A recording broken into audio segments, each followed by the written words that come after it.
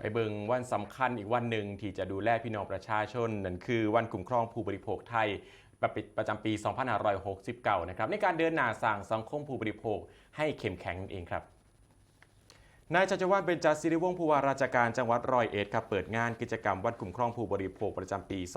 2569 เป็นปีที่ 5 การเผยแพร่ประชาสัมพันธ์ผ่านสื่อหมอลำพื้นบ้านภายใต้แนวคิดร้อยเอ็ดขับเคลื่อนนโยบายสาธารณะ4นโยบายเพื่อการคุ้มครองผู้บริโภคซึ่งก็มีนายนันทวิทย์นาคแสงรองผู้ว่าราชการจังหวัดร้อยเอ็ดนางพัชราชมพู่วิเศษประธานสภาผู้บริโภคจังหวัดร้อยเอ็ดพร้อมด้วยหัวหน้าส่วนราชการหน่วยงานภาครัฐภาคเอกชนนะครับเขาร่วมงานซึ่งจัดขึ้นอยู่ที่ลานหอโหวตร้อยเอ็ดนะครับ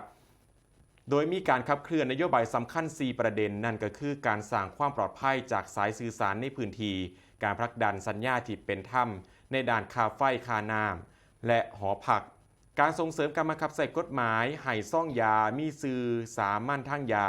และการรณรงค์รถนักเรียนปลอดภัยพร้อมทั้งมีการเผยแพร่ความรู้ด้านการคุ้มครองผู้บริโภคผ่านการแสดงหมอลำพื้นบ้านและกระสือออนไลน์เพื่อที่ให้พี่น้องประชาชนเข้าถึงข้อมูลได้ง่ายครับนอกจากนี้ภายในงานนี้มีการจัดนิทรรศการจากหน่วยงานที่เกี่ยวข้องให้ความรู้เกี่ยวกับสิทธิผู้บริโภคการร้องเรียนการเชิดชูเกียรติองค์กรสมาชิกและองค์กรผู้บริโภคที่มีผลงานดีเด่นในการดำเนินงานด้านการคุ้มครองผู้บริโภคประจำปี